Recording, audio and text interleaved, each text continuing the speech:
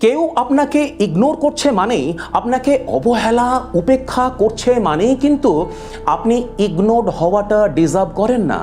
কেউ আপনার কথা শুনছে না মানেই আপনার কথাটা মূল্যহীন হয়ে যাচ্ছে না এবং আপনিও মূল্যহীন হয়ে যাচ্ছেন না। তাহলে কেউ ইগনোর করে কেন কাউকে? আর কি দেখলে আপনি বুঝবেন, কি লক্ষণ দেখলে আপনি বুঝবেন যে কেউ আপনাকে ইগনোর করছে কিনা? আজকের ভিডিওতে আলোচনা করব এরকম 5টি লক্ষণ যা দেখলে আপনি সহজেই বুঝতে পারবেন যে কেউ আপনাকে ইগনোর করছে কিনা। আলোচনা করব আজকের ভিডিওতে। নমস্কার, আমি পুরুষোত্তম, দর্শনে শান্তিতে সকলকে স্বাগতম। লক্ষণ 1। দেখুন, প্রথম কথাই হচ্ছে যে চেষ্টা করে কখনো সম্পর্ক হয় না, সম্পর্কের বুনিয়াদ তৈরি হয় না, ধরে বেঁধে প্রেম হয় না। আর সবথেকে বড় কথা হচ্ছে, যদি আপনার জন্য কারোর হৃদয়ে অনুভূতি থাকে, মাথায় রাখতে হবে আপনার জন্য তার হৃদয়ে অপেক্ষাও থাকবে। আবার তেমনি করেই তার জন্য আপনার যে অপেক্ষা সেটিকেও তিনি সম্মান করবেন। কী রকম?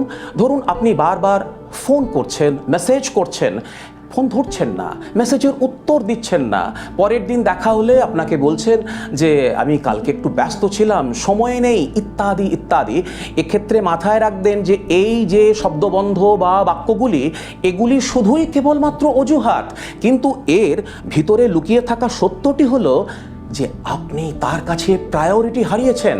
মানে তিনি আর আপনাকে প্রাধান্য দেন না, আপনি আর তার কাছে কোনো প্রায়োরিটি না, অর্থাৎ তিনি আপনাকে ইগনোর করছেন।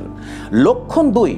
দেখুন, এই সম্পর্কের ক্ষেত্রেই বলি, যখন আপনি দেখবেন যে আপনি তার সাথে বসে আলাপ করছেন, আপনি কোনো কথা বলছেন, আপনি আপনার হৃদয় থেকে আপনার উৎসারিত আবেগ দিয়ে কথা বলছেন, কিন্তু তিনি ওই হ্যাঁ, না, আচ্ছা, মানে উদাসভাবে এদিকে ওদিকে তাকিয়ে আপনার কথা শুধু কেমন যেন এক যন্ত্রবৎ উত্তর দিয়ে যাচ্ছে। আবার আপনি যদি তাকে ফোন করেন, ফোনের ওপারেও কথোপকথন শেষ হবার আগেই নীরবতা নেমে আসছে। মাথায় রাখতে হবে এখানেও কিন্তু এই অবহেলা ঘর বেঁধেছে। কেননা কথার দৈর্ঘ্য যখন কমে যায় তখন কিন্তু অনুভূতির দূরত্ব বেড়ে যায়। তাহলে দ্বিতীয় লক্ষণটি কি? কথার দৈর্ঘ্য যখন কমে যায়, মাথায় রাখবেন সেখানেও কিন্তু তিনি আপনাকে ইগনোর করছেন। এই লক্ষণটি কিন্তু পরিষ্কারভাবে প্রকাশ পাচ্ছে।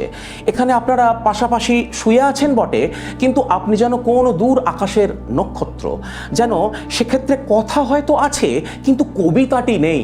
সেক্ষেত্রে কথা বলাটা যেন একটা অভ্যাস, এক যান্ত্রিক দায়বদ্ধতা, কিন্তু সেখানে আবেগ নেই, সেখানে উষ্ণতা নেই। এই যদি পরিস্থিতি হয়, অর্থাৎ কথার দৈর্ঘ্য কমে আসা মানেই কিন্তু অনুভূতির দূরত্ব বেড়ে যাওয়া, আর এটিও কিন্তু তিনি আপনাকে ইগনোর করছেন, সেটি পরিষ্কারভাবে তিনি বুঝিয়ে দিচ্ছেন বা আপনাকে বুঝে নিতে হবে। তৃতীয় যে লক্ষণটির কথা বলবো সেটি হচ্ছে, দেখুন, আপনি সম্পর্কের ক্ষেত্রে যদি ভালো করে দেখেন, সম্পর্কের ক্ষেত্রে কিন্তু বারবার প্রমাণ দিতে হয় না যে আমি তোমাকে আজও ভালোবাসি, তুমি আজও আমার কাছে গুরুত্বপূর্ণ। যিনি বারবার সম্পর্কে প্রমাণ দাবি করেন তিনি কিন্তু একজন হতে পারেন বড় বিচারক, প্রমাণ দাবি করা বিচারক, কিন্তু তিনি কোনো মতেই নন আপনার অনুভূতির ধারক। সেক্ষেত্রে আপনাকে বুঝতে হবে যে তিনি আপনাকে একটি অপশন হিসেবে দিচ্ছে। অপশন মানে আপনি আরও কয়েকজনের মধ্যে একজন, অর্থাৎ আপনাকে অপশন হিসেবে ট্রিট করছেন। অর্থাৎ এক্ষেত্রেও তিনি আপনাকে উপেক্ষা করছেন, আপনাকে ইগনোর করছেন। চতুর্থ যে ক্ষেত্রটি বলবো, অর্থাৎ লক্ষণটি বলবো, সেটি হচ্ছে পরিবারে, সংসারে, বন্ধু মহলে আপনি আসার আগেই কোনো একটি সিদ্ধান্ত হয়ে গেল। সেটি হতে পারে কোনো পিকনিকের সিদ্ধান্ত, হতে পারে কোনো বেড়াতে যাওয়ার সিদ্ধান্ত, বা হতে পারে একটি এমন কোনো বিষয় যে সিদ্ধান্তটি নেওয়াটি খুব প্রয়োজন ছিল, কিন্তু আপনি আসার আগেই তারা সিদ্ধান্ত নিয়ে ফেলেছেন। এক্ষেত্রে মাথায় রাখতে হবে যে আপনি কিন্তু তাদের কাছে আর একটি মানুষ না, আপনি তাদের কাছে একটি ভিড়, তাদের আপনজন না, আপনি একটি ভিড়। অর্থাৎ আপনার মতামত এখানে তাদের কাছে শুধু শব্দ দূষণ মাত্র। পঞ্চম যে লক্ষণটির কথা বলবো সেটি হচ্ছে আমাদের কর্মক্ষেত্রে। আপনি জানেন যে আপনার মধ্যে এক সমুদ্র প্রতিভা আছে, আপনি কোনো একটি ইউনিক আইডিয়া নিয়ে কথা বলছেন, আলোচনা করছেন, কিন্তু আপনার পাশে বসে থাকা ওই সহকর্মীটি সারাক্ষণ ওই মোবাইলে আঙুল ঘষতে থাকলেন। তিনি হয়তো কারোর সাথে কথা বলার অছিলায় এটি প্রমাণ করবার চেষ্টা করলেন যে আপনি গুরুত্বপূর্ণ নন তার কাছে। এক্ষেত্রে কি হচ্ছে জানেন? এক্ষেত্রে এই আপনাকে সম্মান না দিয়ে তিনি সম্মান না দেওয়ার যে ক্ষমতাটি তার আছে এটিকে কিন্তু তিনি উপভোগ করছেন।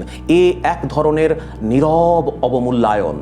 এটিও কিন্তু আপনাকে জানান দিচ্ছে যে আপনি তার কাছে উপেক্ষিত, আপনাকে তিনি উপেক্ষা করছেন, অবহেলা করছেন, ইগনোর করছেন। এখন এ তো গেল লক্ষণের কথা। আমরা যদি সত্যিই বুঝতে পারি যে আমরা ইগনোরড হচ্ছি, তাহলে আমরা কিভাবে নিজেদেরকে বাঁচাবো? আমরা নিজেদের কাছে কি বার্তা দেব? এর সমাধান কি? আলোচনা করব পরের ভিডিওতে। আজকের আলোচনাটি ছিল শুধু কেবলমাত্র আপনি কিভাবে বুঝবেন যে আপনাকে কেউ ইগনোর করছে। পরের দিনের ভিডিওতে আমরা জানব এর সমাধান কি, এবং আমরা জানব কিভাবে আমরা সুস্থভাবে নিজেদেরকে একটি অত্যন্ত ইতিবাচক বার্তা দিয়ে আনন্দময় জীবন অতিবাহিত করতে পারবো। আজকের আলোচনা এ পর্যন্তই। দেখা হচ্ছে পরের ভিডিওতে। নমস্কার।